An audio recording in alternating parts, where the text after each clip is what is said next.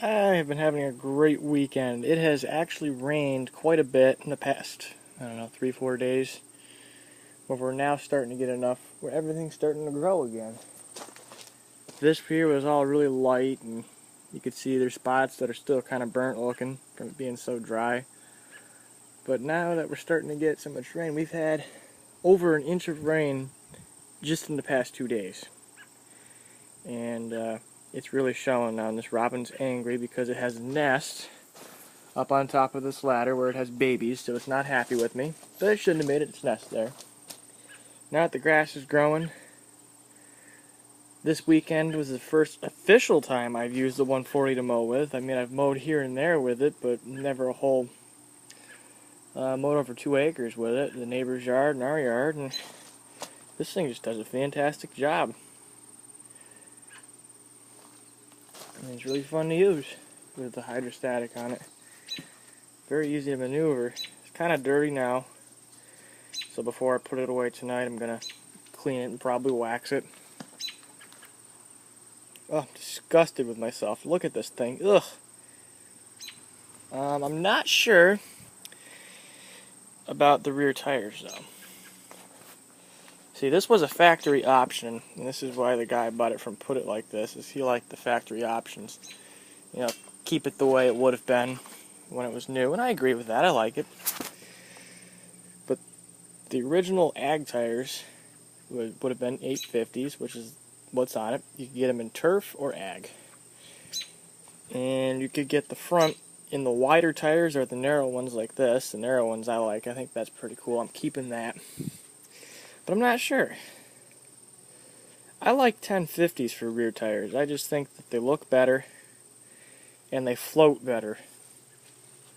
Sure, you might get more traction because you got more weight over a smaller area with these tires, which will allow them to bite in better. But I don't always need a whole lot of traction. And I do have that nice set of 1050s on the back of the 110 right now.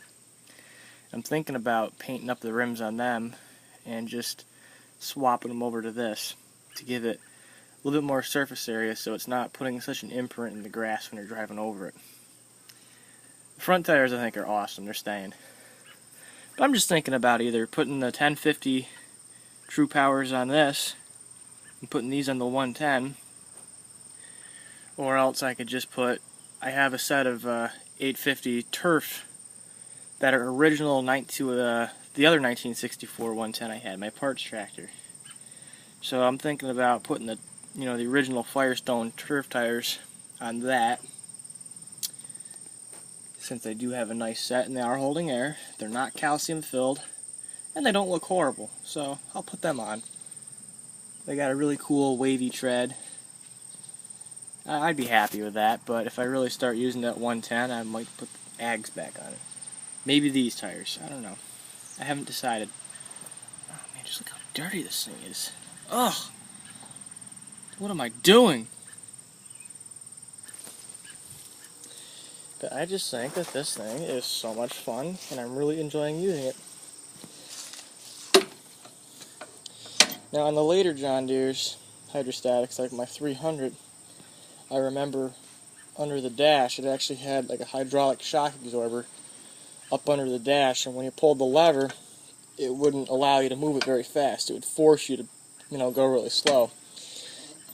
On these were their first hydrostatic tractors, so they really didn't know about that.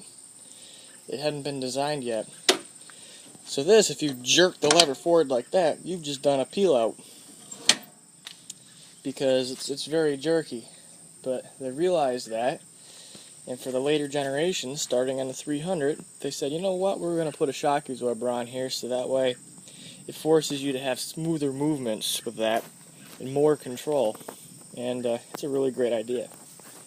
So it did take me a little bit of time to get used to using this control, but now I've got the hang of it, and it does pretty good. But every now and then I do peel out with it. It will tear up the grass with those tires, which is one of the reasons why I'm thinking about just putting 1050s on it.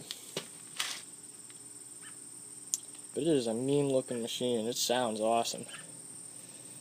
But I like this thing because it's cool when you're going down a hill you can pull back on that lever to slow you down, and it acts just like a standard truck, tractor, car, and it uses the engine as a brake to help slow you down. On all the other hydros I've ever driven, like the Case, the 446, well, the 446 is different because that has an optional braking system built into the hydraulics, where not all the Case hydros did. Some of those Case hydros, you get on a hill, and you start going down the hill, and it would override the hydraulics and just freewheel down the hill, and you'd have to use the foot brake to slow you down. And I don't know about all cases, but I know the band brake in our case isn't the most effective brake in the world. It won't really stop you at all. So that would be one scary ride, especially in our yard where it's pretty steep hills. This isn't scary at all. You've got a lot of control. You can bring it right to a stop on a hill, using the engine to slow you down until you get to neutral, and then you can just use the brake to hold you there. Though the brake doesn't work the best on this either, because it only stops one wheel, and the other wheel just wants to keep going. But it's better than nothing. It does work. But our Case has a hydraulic braking system. I don't really know what they called it. But what it does is just like this. I'm not sure how it does it, but it'll actually slow you down. You can go right to a stop, reverse, whatever, just like you can on this, but it doesn't use the engine to slow you down. You hear this hissing sound when you're going down a hill. I think what it does is it uses the hydraulic motor to build up pressure against a relief valve, and the relief valve is set to a certain pressure where it can't exceed that or something, and it just kind of helps hold it back. So both these systems work, but this one here is definitely the better of the mowers. There's always an awesome mowing speed, where the Case, between high range and low range, there's a huge gap in speed, and I don't know why they designed it like that. It's almost as if they should have integrated a third range into it to cover that gap. Because if there was a range between high and low, that's where I'd like to be for mowing. Because low range, you have a lot of power, but it's just too slow.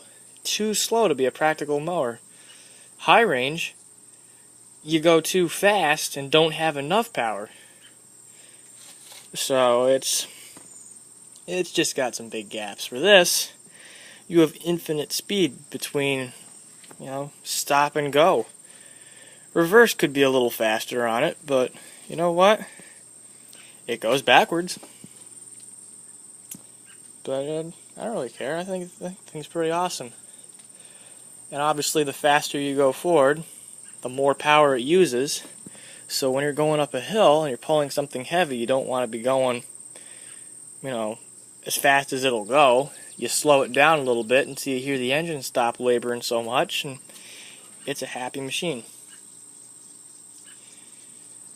So that's it for today. It's finally stopped raining. It was raining all morning, kind of dreary out. Now it's sun's coming out. It's getting kind of humid.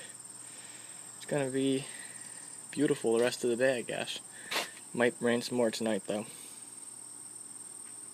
I gotta clean this thing. I'm so disappointed. I've got myself a nice couple, I had this cover on it. It's an ATV cover, but it is huge.